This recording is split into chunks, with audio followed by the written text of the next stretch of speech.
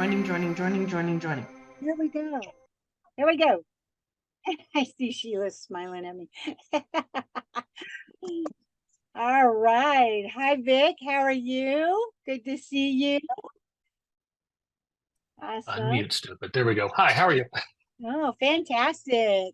I know you're here because we have some great stuff going on today. Hey, Looking forward to it. Speaking of, oh, look, and then we got Carolyn. Good. Bill, who I've seen twice now today. Sorry, Bill. Awesome. Sophie. We got Sophie Craig. Oh my gosh, it's wonderful to see everybody here today. Awesome. We're going to hear some really great stuff from Janice and Fruity Chutes. I'm really excited to have her here as a guest speaker. I do have several announcements though.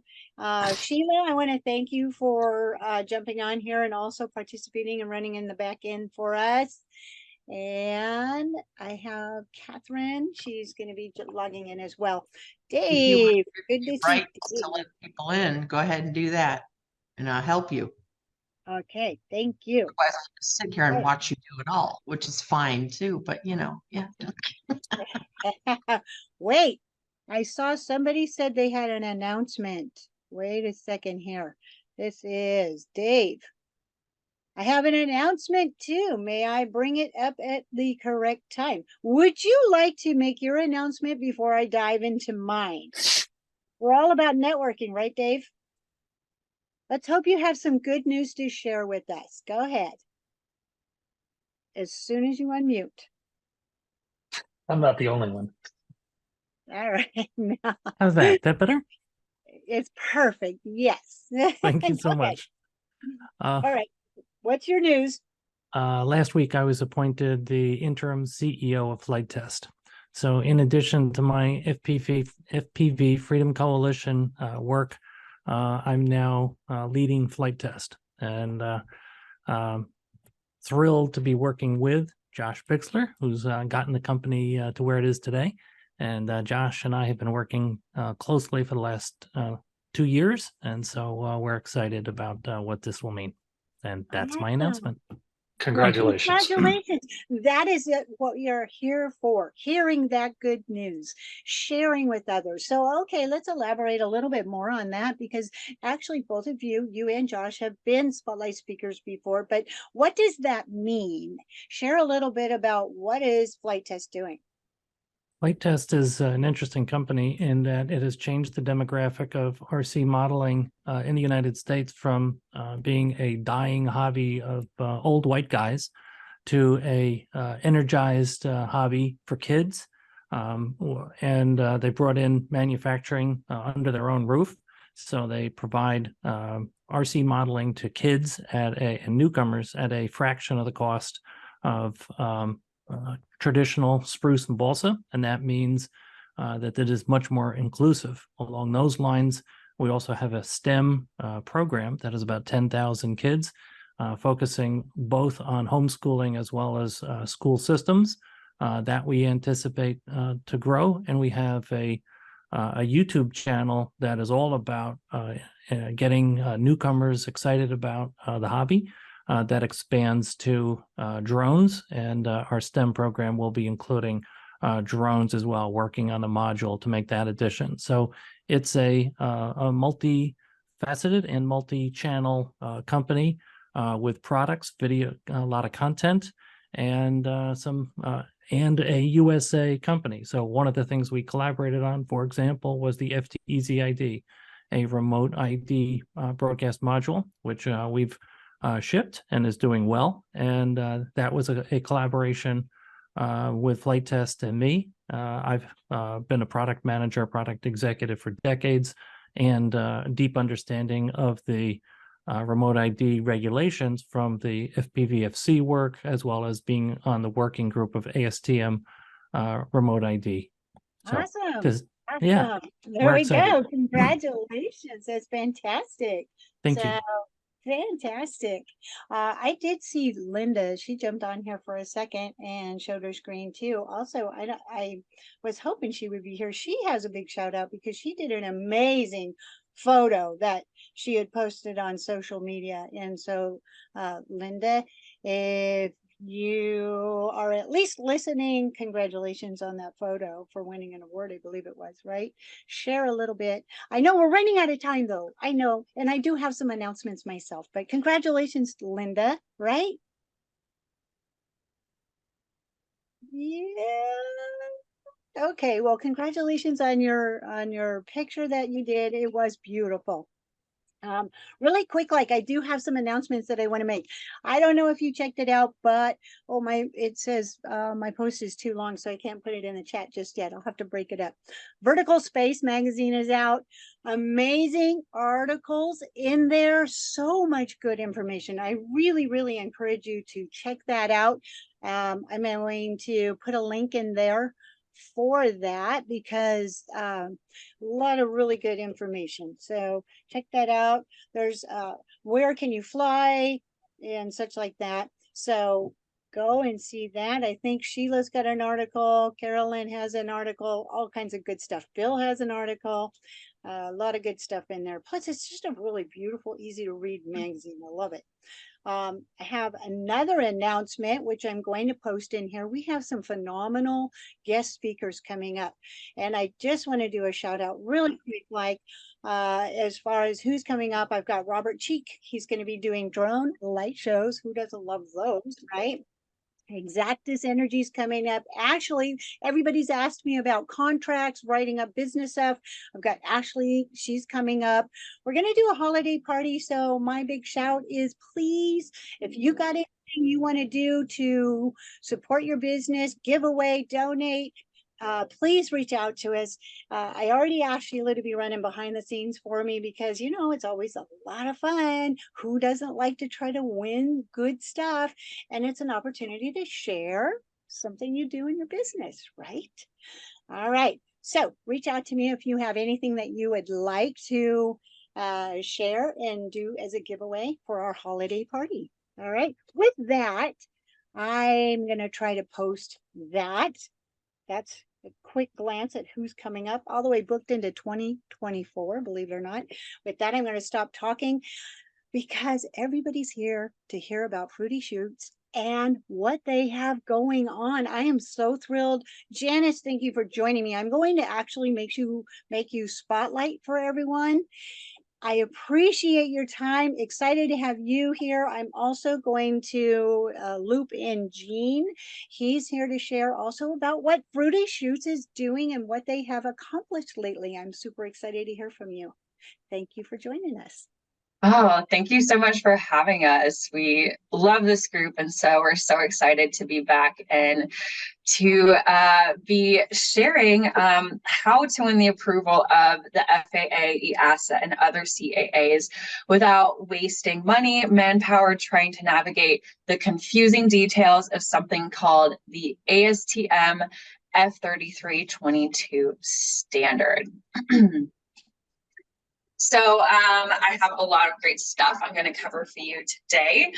So you're definitely not going to want to miss me sharing the overlooked resource that is going to fast track you in the ASTM process. And this is something the most successful drone companies are already doing. Okay, hold on. And Janice, our sound went funny. The sound went funny. Okay. Thank you. I told her to warn me.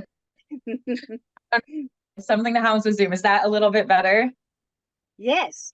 Yes. Okay, perfect. Awesome. Well, hopefully that solves the issue. So yes, I'm going to be covering a lot of stuff. So definitely have a way to take notes. But if you're watching this while working, or maybe you're going to have to duck out partway through, make sure to rewatch the recording because we do have something special we want to offer you guys. And it's only going to be available for a couple of weeks. So just make sure to rewatch this later. Before I go any further, I want to introduce myself. My name is Janice Engelgau. I am head of business strategy for Fruity Chutes. Joining me here on the call, you'll hear from him in a bit, is Gene Engelgau. He is the CEO of Fruity Chutes. And I'll share a little bit more about who we are in a second. So it is no surprise, I think, to any of us here that industry. Achieving success can feel exceedingly challenging. There's always new regulations, swift technological advancements, and new competitors popping up all the time. But there is a way to beat the odds. I don't know if you have heard of it, but it's something called the ASTM F3322 standard. It is a big barrier to dominating this overly saturated industry. It's confusing, it's costly, it's time consuming, and it's risky. But if you are able to achieve it, you unlock doors to the never before done. So ASTM F3322 certification means being able to apply for waivers and approvals from the FAA, EAS, and other CAAs. So on that note, I'm going to go ahead and turn it over to Gene, and he's going to share a little bit about what this even is. What even is ASTM F3322 standard? Am I on? Yes. Yep, Okay. we hear you. All right, cool. Yeah, so in actually for us, I've been evangelizing actually for a long time about using parachutes as a safety system in order to lower risk long before the ASTM standard was around. And I think in 2016 or probably late 2016 and a lot of 2017, they started up a work group. I was part of that, as well as a number of other companies. Several other parachute manufacturers were on it, and Amazon, DJI, I think, was on it for a short time, and so on. And we started working on the standard, which is, what does it mean to have a parachute safety system on a drone? And is it just that you go out and buy a parachute, stick it on a drone, and then you're all set? Or is there something more to it? So what the standard does is that it wraps around the idea that you're going to have a parachute system on a particular drone, and then you're going to go through a series of performative tests, a certification and documentation, which at the end of the process gives you essentially the rubber stamp from a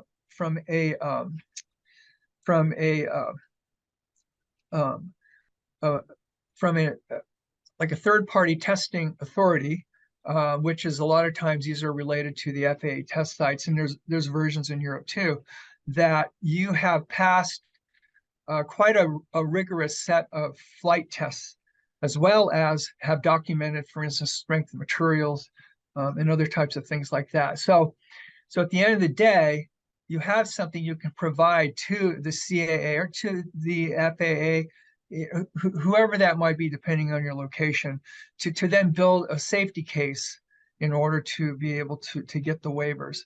And it's even something that it's not just flight over people, but this standard's coming into play now for people that are looking at type certification, like Matternet, and some other companies now are getting through that. And the ASTM 3322 is part of that. Now, there are several versions. 3322.18 was the initial release. There's a 3322 in 2022, which made some changes. And there's also a new version, which is shortly going to be out, which is the -23 version, which I think addresses some problems in the 22 version, and really clarifies things a lot more. So anyway, you can look forward to that. But I think that covers it. Jan, is there anything else? Yeah, I think you covered that perfectly. Thank you. Oh yeah, just actually one point is that certification of a parachute system for a drone is that parachute system on that drone. So it doesn't mean that you can just take the parachute system and put it on anything else. So it is related to testing on a particular drone or a family of drones within a fairly tight confine. So I just want to make sure that's clear. Gene, quick question. Dave Messina, what is the ASTM 3322 measuring that you're lowering? I assume kinetic energy? Yeah.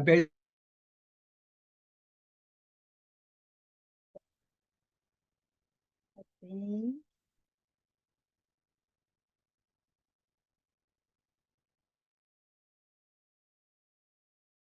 Into trying to assess actual, injury risk, and that is strictly about the parachute system operating reliably under a wide set of conditions. And then so that makes the safety case for the parachute system.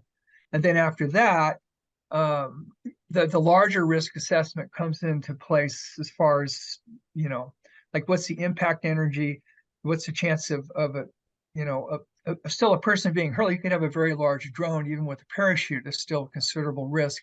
But the point is, the parachute system lowers the risk factor by a couple orders of magnitude of having a bad outcome. Understood. Does that make sense? It does. Thank you. Awesome. Cool. Well, on that note, I want to talk a little bit about how this kind of can apply to all of us. So, whether you are new to ASTM or not, we're going to cover some great info in here. So if this is a new concept for you, we're going to give you a good snapshot of how you can go about it in the best possible way. But also, if you have tried to pursue ASTM certification and you struggled a bit, maybe you put thousands of dollars at risk, wasted a lot of valuable hours, got caught in a cycle of redesign, or maybe messed around with multiple variations of parachute systems, and you struggled, this is going to be some good information for you. So, there is a lot of advice out there about ASTM. And so a piece of advice that is common out there is that, designing in an ASTM certified worthy parachute system can happen later. And so, if you struggled in that process, and that was the advice you had, no wonder you struggled a little bit. So I'm going to cover a little bit about why that myths like that are false, and how the right way and what the right way to go about it is. Another thing that we hear a lot from people that want to go through this process is the concern about their workflow being disturbed. We know plenty of companies actually that have fallen into this trap where it really threw a wrench into everything in pursuing this process. The good news is this is not something any of you are going to have to worry about, because we're going to tell you how to avoid that. In fact, not only is disruption of workflow not going to be an issue, things are going to be a lot better than that. So imagine being an established stakeholder in the industry, the threat of your competition is dulled, your company is a leader. With ASTM certification, you can have that solid foundation to pursue the waivers, approvals that will make your company untouchable. So who are we? Now, you might be wondering how we can make these kind of big claims. So I want to give you a little bit of context. So in 2007, when our Fruity Chutes CEO, Engelgau, founded the company, he identified an opportunity to elevate the hobby rocketry parachute market. Dissatisfied with the available options, he and his wife, Paula, leveraged their engineering and sewing skills to craft superior parachutes from locally sourced ripstop nylon. So you might see a little bit of a connection here. If you've noticed, my last name and Jean's last name are the same. I am Jean and Paula's daughter. At our very core, we are a family company, and we are very proud of that. But we have grown much farther beyond that. But after we opened for business in 2007, initial feedback was very positive. We were praised for the durability and strength of our parachutes. However, challenges arose due to the niche nature of the hobby rocketry community, and this led to inconsistent sales. We recognized the need for expansion, and inquiries from large companies prompted us to seek some professional guidance. Consulting a seasoned parachute rigger proved transformative for us, providing insights into construction, knots, deployment methods, and material certifications. Armed with newfound knowledge, we revamped our product lines, enabling us to accept opportunities that were far beyond our reach. This strategic shift propelled Fruity Chutes to become a leading unmanned rocket and drone parachute manufacturer, securing contracts with large companies like NASA, AAI, Textron, SpaceX, and the military. Our success is a testament to the value of expert guidance. This investment not only stabilized our business, but empowered us to innovate and take calculated risks. The results? Over 16 years, we've garnered over 4,000 customers and established a robust and proven product line. Today, we serve aerospace, consumer, institutional, university, and corporate clients with exceptional quality, meeting exacting requirements and delivering outstanding service. Our US-made parachutes cater to various applications from rockets to fixed-wing UAVs, multi-copters, RC aircraft balloon research, and more.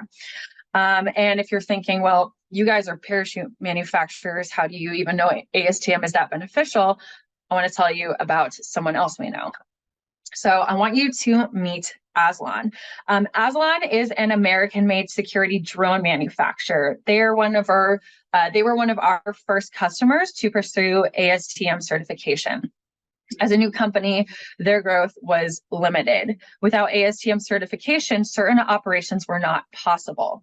They were having to go roundabout ways to make missions possible. With a vital need for expansion and identifying advanced flight over people waivers as a solution, Aslan entrusted us as their parachute provider for certification. Our guidance led Aslan to achieve ASTM certification and shortly after awarded their desired approvals. Their customers can now leverage the certification to gain flight over people and BB loss waivers for specific automated perimeter security use cases. This validated their engineering team's safety first and always approach. Best of all, their success moved the entire industry forward with a bonus of increased public understanding and acceptance of UAS. So on that note, a few things that I'm really going to dig into is how to unlock the hidden shortcut to achieving ASTM certification without disrupting your workflow. The mistake that even the most skillful drone innovators commonly miss, and if you avoid this, you will stake your claim in the oversaturated industry, and the overlooked resource that will fast track your ASTM process. The most successful companies in this are already doing this. These all have the power to take your drone business to the next level. So I'm going to go ahead and dive in. So first, how to unlock the hidden shortcut to achieving the ASTM certification without disrupting your workflow. So people will tell you that since the standard is available to anyone, you can save money just figuring it out yourself and Googling whatever doesn't make sense. But here's why that's wrong.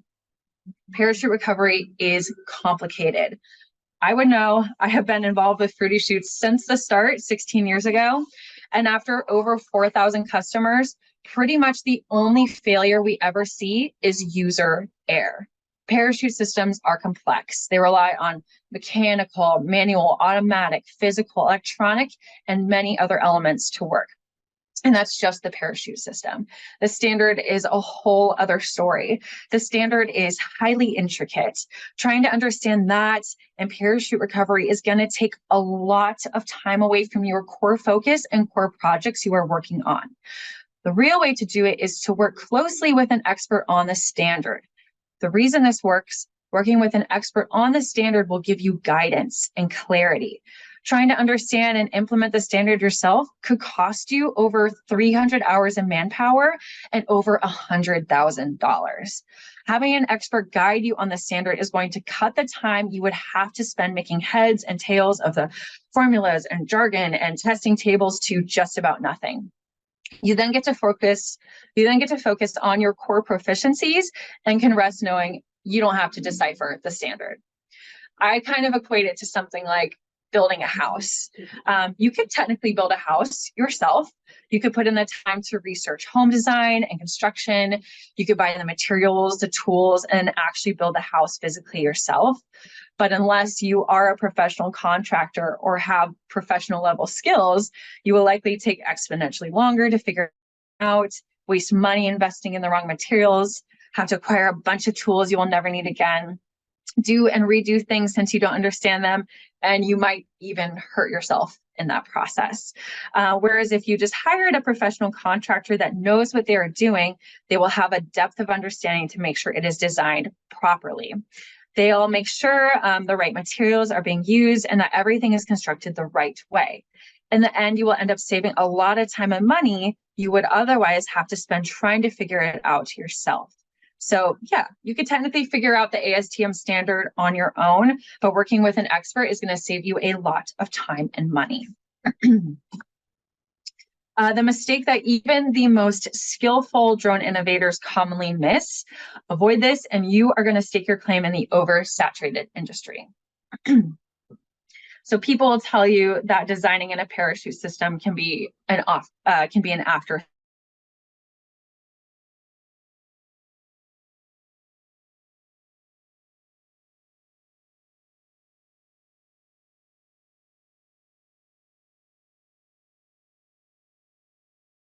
It will likely leave you with a drone that is incapable of passing the ASTM standard. It is more than likely that the drone will not have the right setup for a standard meeting parachute, even if an ASTM compliant system is installed.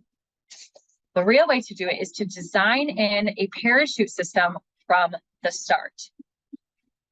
Sorry, sirens are going by. I live in New York City. I don't know if you guys can hear them in the background. They're so loud here.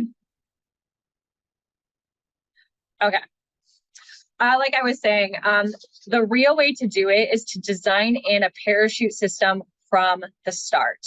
The reason this works is designing in from the start ensures that all the proper bells, whistles, electronics, volume, and more are set up properly so you can properly integrate a parachute system.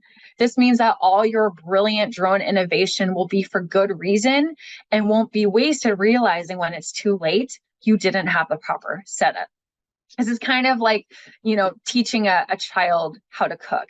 If they're not taught how to read and understand the recipe and get all their ingredients set before, when they start cooking, they're more likely to make a mistake and ruin the dish.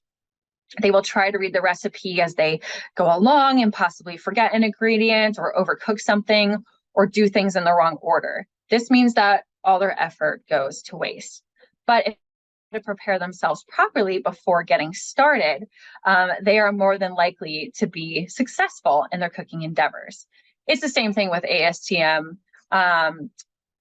You could wait to design in a parachute system as you go along and then risk having to go back to the drawing board and stifle your innovation. Or you could design it in from the very beginning and there are no surprises along the way. The overlooked resource that will fast track your ASTM process. People will tell you that you can pass the standard with a mediocre, unproven parachute system if you have perfectly engineered and reliable technology, but here's why that's wrong. Testing Authority, this is sometimes referred to as TPTA, Jean covered this a little bit earlier. They randomly initiate failures as a part of the approximately 50 tests to achieve the standard. Using a parachute system that is not of a mature product line and not high quality laboratory strength testing and refined over many years of feedback will likely lead to a failed test. One failed test could mean beginning that whole test suite process again. And going through the TPTA process costs tens of thousands of dollars a day. The real way to do it is to invest in high quality recovery gear from a drone parachute manufacturer that has a robust and mature product line. Here's why this works. Going this route removes the risk and lingering doubts of going with an unproven system. This reinforces the chances of the process all going much faster and means a much higher chance for success. This means much less time and lower costs spent getting ASTM certified and then getting to apply for your ideal waiver from the FAA or whatever CAA. So no matter how perfectly engineered your drone is, the quality of the parachute system will matter. I see this as kind of like when you go rent a car for a trip. You could go to the airport rental agency for $70 a day, or you could go offsite for $30 a day. If you go with one of those offsite rental agencies, when the time comes to bring the car back, it'll be given that long, lengthy inspection. Keep in mind, you have to get back for your flight and you'll be charged $100 or so in fees for just minuscule cosmetic scratches and tolls and other damages. And after a lot of hassle, you will have paid much more than if you just went with a trusted airport agency. This is the same thing with parachute recovery. You could try to save a few bucks going with an unproven system, but it is likely going to cause a good amount of headache down the road. So I hope, you know, these kind of 3 myths, we can understand a little bit more about some of this bad advice and what is the better way to go through it. And so just kind of think about, you know, what could ASTM mean for your business? There is a lot to cover to be able to get ASTM certified, and I wish I could go through each one of those elements and the best advice for each one of them, but we only have so much time. So much goes into ASTM certification. Like we talked about, the right parachute system, having the drone properly designed. There's a ton of paperwork that's involved with it, like detailed parachute manuals, conformance documents, and then there's the third-party testing, preparing for that, executing it, and even just passing that. That's really that's intense, and it's all essential. So something I want to share that is new for us that we are offering is we have put together a consultation program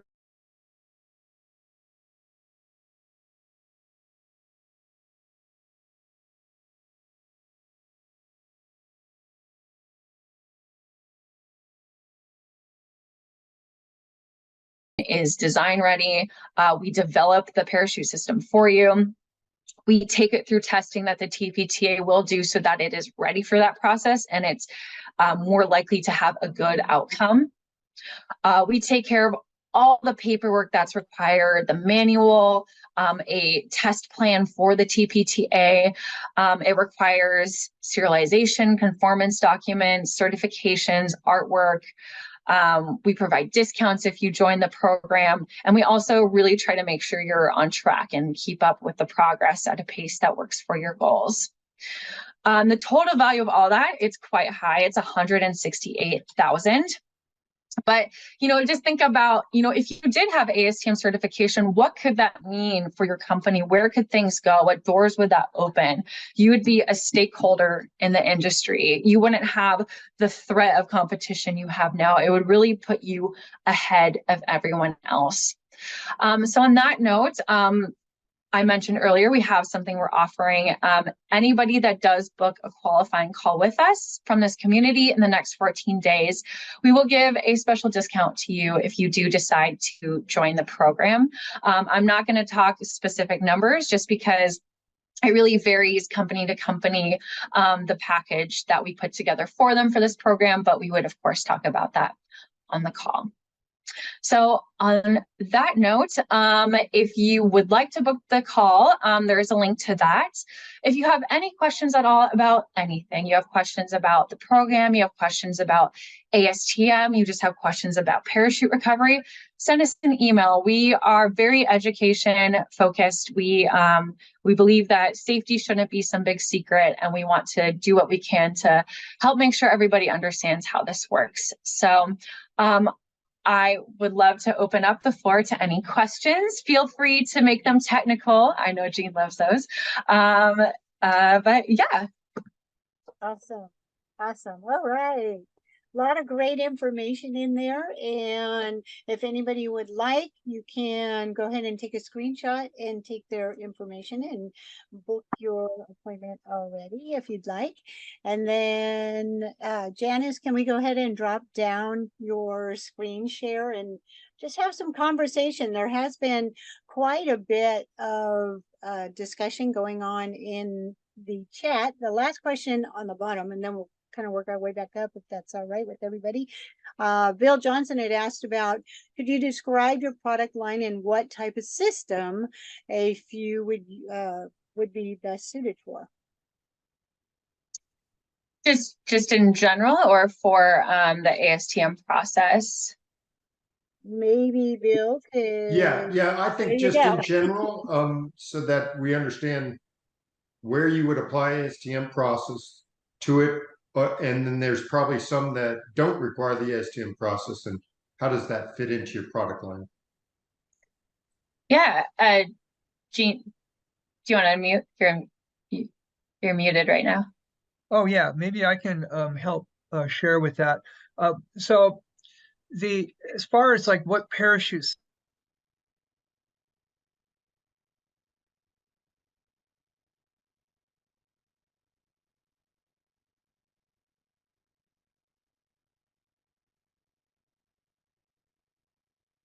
All those category 2 and 3 are both based on energy, impact energy, in order to mitigate risk. And category 4 is, all of the above, weight ranges where, the delivery companies are playing in that space, and large commercial drones. So depending on the drone, like, is it a fixed wing, a VTOL, is it agile, multi-copter, or whatever, then there's quite a few different types of parachute systems that come into play. I can just show you some examples here, like we have them categorized on our web store. So yeah, that would be useful. Yeah, can for I me. share? I'm just going to share a screen here. Hold on. And you are co-host, so you should be able to share Yeah. screen. Okay. Yeah. Yep.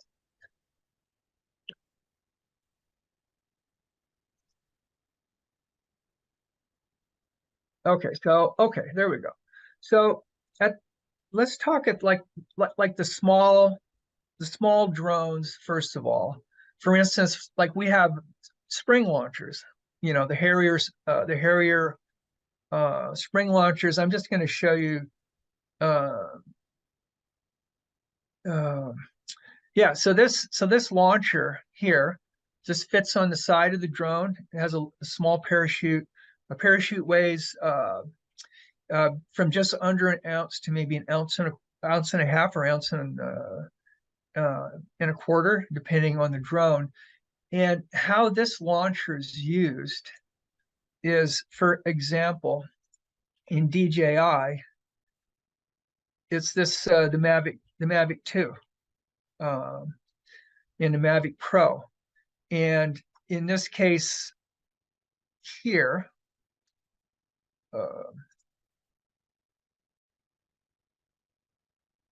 you have something where it fits on the side of the drone. Okay, and so this is the automatic trigger system. And then this shows the other side of the drone. Actually, that's the launcher. Oh, this has a nice overview. So in some cases, the parachute can just be put on the side.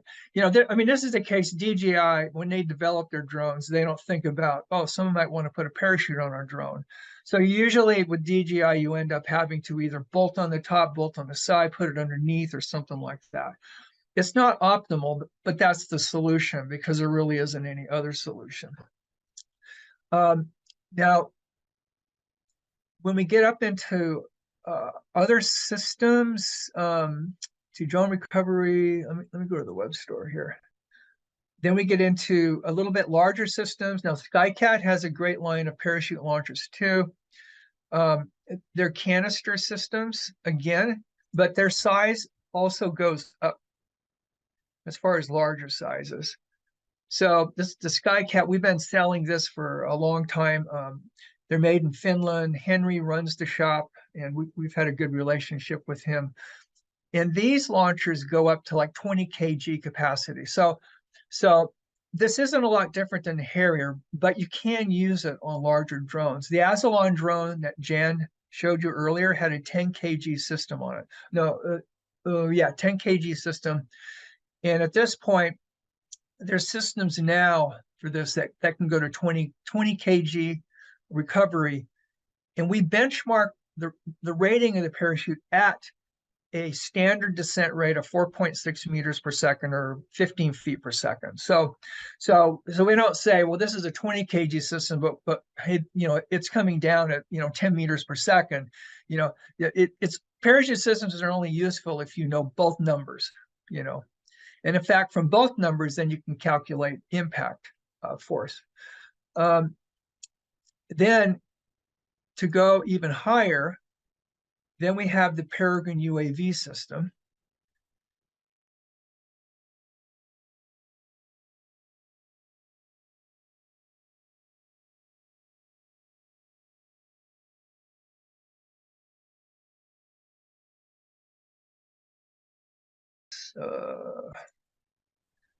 Here, this is the Hawk release.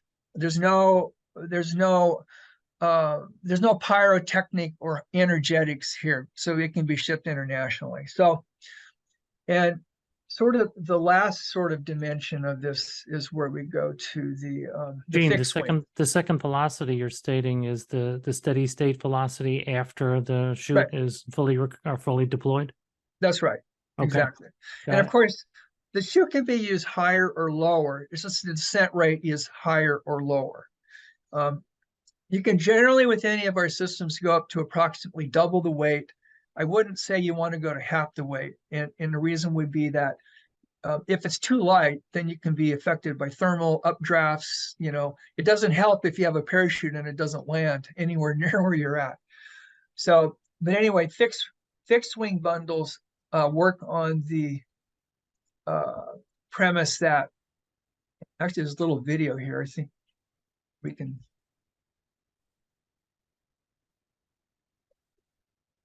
If people can see this little video, we have a pilot chute come out, extracts the main chute, and then it opens up. So it's as simple as that. So we do have a couple other questions that have popped up into our chat. Yeah. Yeah, let The- me stop sharing here. Well, I think that When- I've addressed several of the questions actually by going through it. So, but a couple other ones were, and I think Raheel, that probably addressed the larger payloads. Someone had asked about if it works with high payload drones. Are there- One quick thing I will say with the on the higher, I don't think Jean mentioned this, but we have recovery systems for up to about 200 kg. So we have quite a big range, all the way from about 1 kg to 200 kg. So it's a big range. All right. And then are they reusable? Yes. Yes. Yeah, everything is reusable. The only thing is if you use one of the CO2 based ones, you would just have to replace the canister or the cartridge. And then is the parachute triggered by accelerometer? I love Dave's questions. Yes. Yeah, we have a product called the SATS Mini, Sentinel Automatic Trigger System. In fact, that's the ATS, and that is called out in 3322 that you do need an independent device which can detect the failure. I mean, like ArduPilot builds a parachute channel in, but what if ArduPilot crashes? You know, it doesn't work. I mean, you know, so the autopilot cannot be the sole method of detecting a failure and ejecting the parachute. You need both. Obviously, you need the autopilot to fly, but the ATS is what ultimately can detect the failure. So, and there's 9 DOF IMU, knows exact orientation, and then it has a whole set of trigger rules that you can set up as far as like to put a fence around the flight envelope.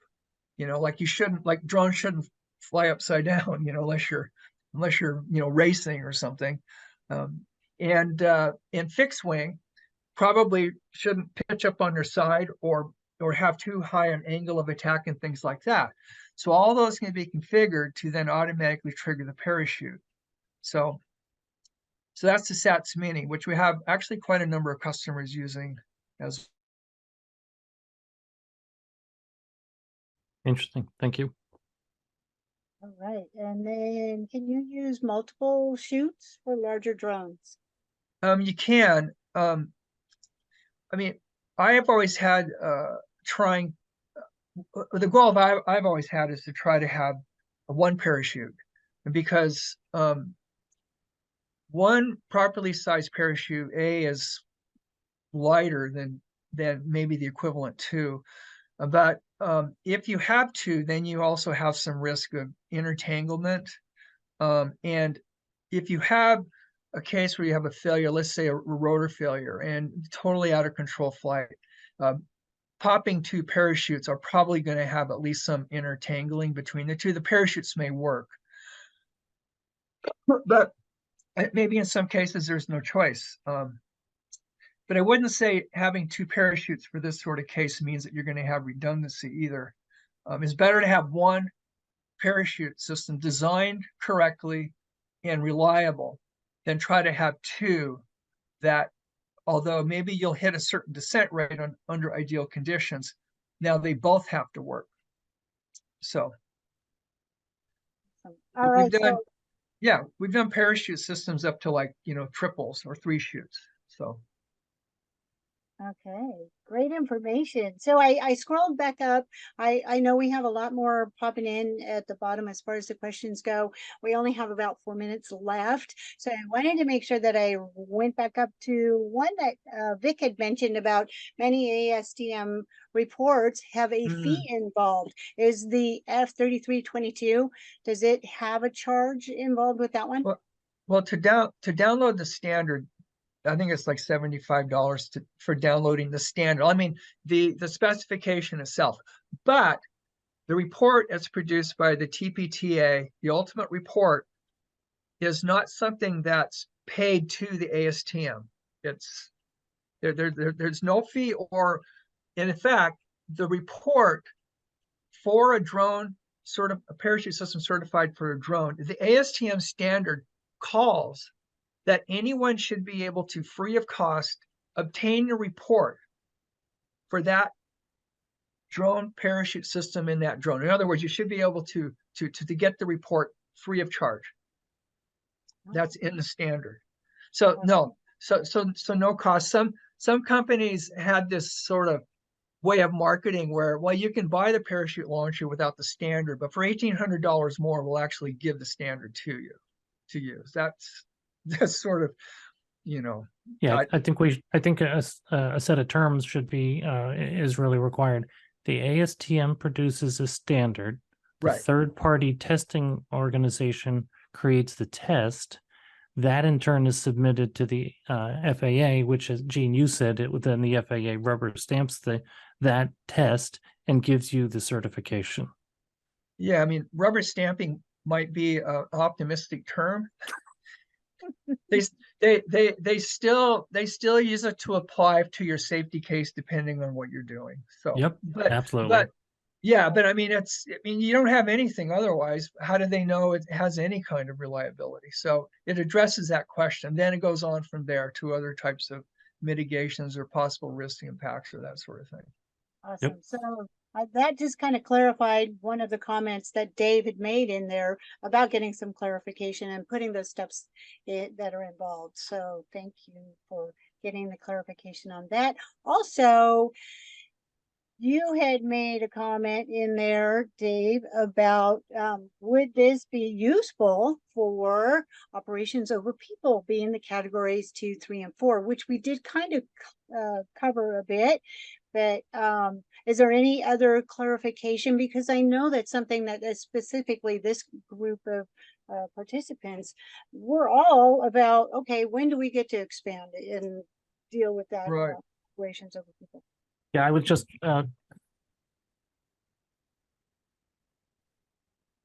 Oops. I was just hoping to get a couple of examples of Janice mentioned, well, you need to integrate the parachute system into the design of the drone. And my way of thinking is, okay, center of mass, center of gravity, interesting, make sure that you're securing the parachute well, and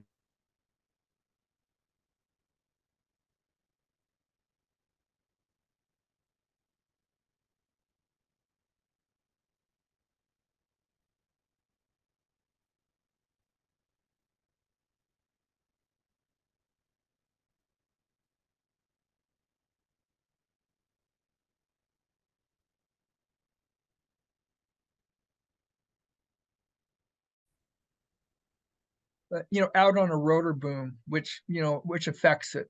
So you do want to have it close to the center. Yeah, putting a chute out on a rotor arm, that's like an IQ check. Yeah, I'm with you. Yeah. So that doesn't make much sense. But as far as the drone, some drone designs are such that I don't know where you'd put the parachute. I mean, the way they're designed are so tight, and I'm not sure where it goes.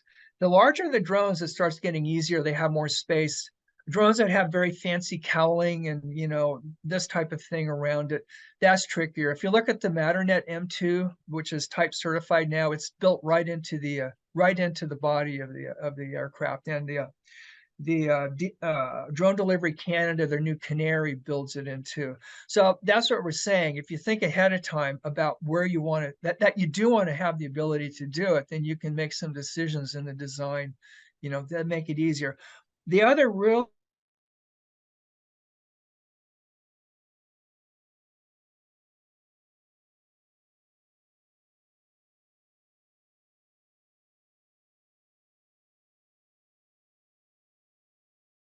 GPS determines a failure and the parachute's going to come out, you can signal to the drone or the ESCs to stop. So right now, that's a big hole in the technology because there's no clean way in a lot of these drones to just stop the rotors. And so that's one of these gaps I hope eventually is solved. One thought would be that there's another channel you can for an ESC itself, you can send a signal to and forces them to stop. But that's something electronic that I'm hoping will start to be addressed here more and more.